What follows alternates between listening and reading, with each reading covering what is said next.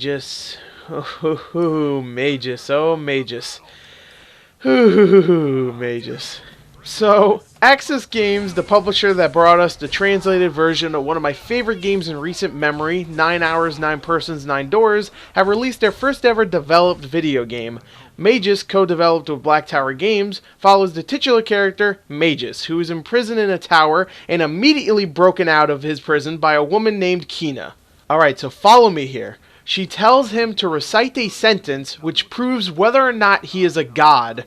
Spoiler, you find out Magus is actually a god with these orb-like powers where he can actually shoot these different colored orbs at enemies and kill them almost automatically. And he teams up with Kina to exact his vengeance against the world for imprisoning him for his entire life. Oh, I forgot to mention that part. He was in that tower for his entire life. So that's the story of Magus. Magus is a game that obviously didn't have much of a budget or development time. You can tell just from the gameplay I'm showing you and by looking at the graphics. Magus is a mess, but it's a beautiful one. The gameplay is stale, but for some reason I couldn't stop playing it. The story is extremely generic, but I couldn't wait for the next piece of dialogue. It's a game that I have no idea why I love so much, but I do.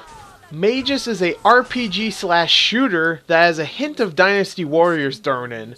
Magus, like I mentioned earlier, has these magical orbs that he shoots from his hands, which is your main source of attack. There are 3 different colored orbs, and they all do something a bit different. The green orbs is what you start off with, and they fire out like a machine gun. The blue ones are stronger than the green ones, but they only fire in 3 or 4 bursts. And the red one is pretty much a shotgun. It fires 4 or 5 at one time, and is the strongest attack, but of course it takes longer to, I guess, reload or refuel your mana or whatever. I don't know. Once you start killing hundreds and hundreds of the same looking enemies over and over again, you'll start gaining experience, and when you gain experience, you'll of course level up, and you'll actually acquire skill points, which can be used to buy different skills for your red, green, or blue orbs. These include new attack spells or enhancements to ones you already have. And while you're roaming through each of the levels, looking for the plot, wherever it could be, and murdering hundreds of enemies, you will also pick up loot, which is on the level of Diablo 3 on how often you get something new. I'm not lying too, you get a lot of loot in this game. I always love getting new loot in a video game, and I was surprised to see all the different pieces of armor, accessories, items, and even runes you can acquire. It's probably the best part of the gameplay.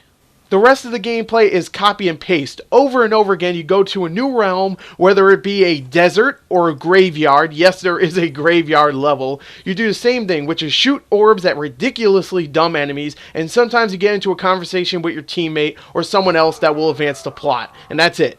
So with that done, let's talk about the pros and cons of Magus. The pros. Voice acting. I didn't think the voice acting here was actually that bad at all. I thought, for the most part, everybody gave it their all. I mean, there were some cheesy ones and some bad ones here and there, but they were more like side characters. The main characters, for the most part, besides Magus, seeing that he doesn't really have a voice, are pretty good for the most part. I really like Kina. I thought the voice actress, she sounded very familiar. I wouldn't be surprised if it's Laura Bailey or Jennifer Hale or one of those two that actually did the voice acting, but she was actually pretty good.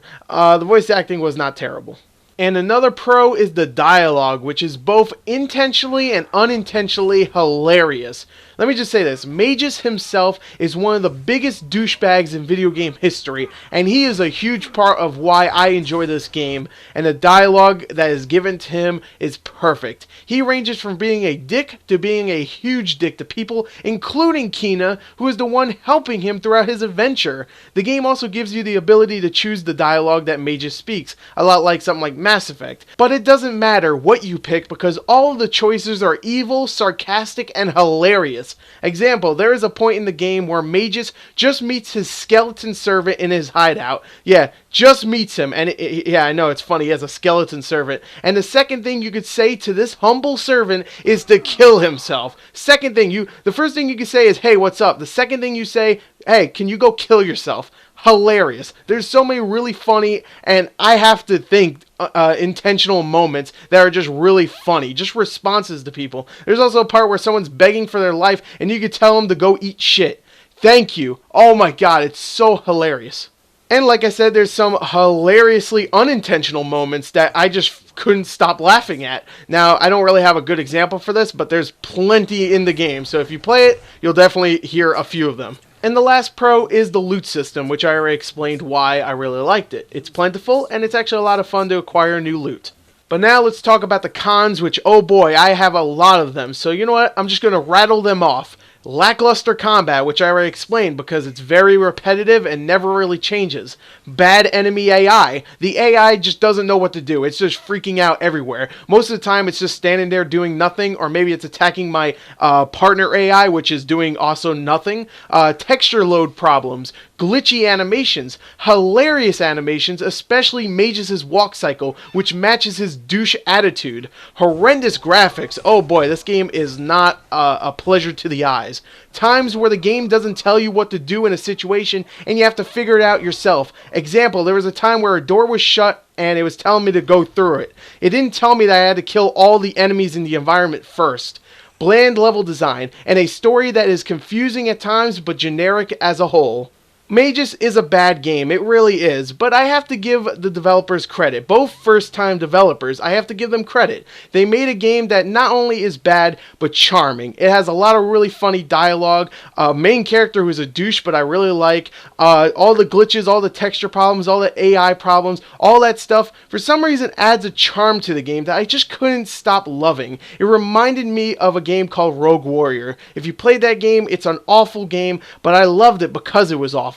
Now, something like Ride to Hell is just terrible. It's not fun at all to play, and it's not funny in the least. It's funny how a game so bad can be made, but this game, I could feel the charm. I could feel the intentionally funny comedy in this, and I actually had a fun time. And I did not ever feel like I want to turn this game off and never play it. I was just like, hey, I'm invested now. I want to see what's going to happen next. So I enjoyed Magus, even though it is a very poorly made game. I still very much enjoyed my time with Magus. I know I can't recommend this to a lot of people, but if you're someone like me that likes something like Rogue Warrior, or even likes something like Deadly Premonition, this is a game for you. It's very much like Deadly Premonition because it's very weird, very strange, awkward at times, but really funny and charming. So try Magus out if you could find it somewhere and rent it. If you can rent it at GameFly, or when it's really cheap, which most likely it will be very soon, go pick it up. It's a fun little romp.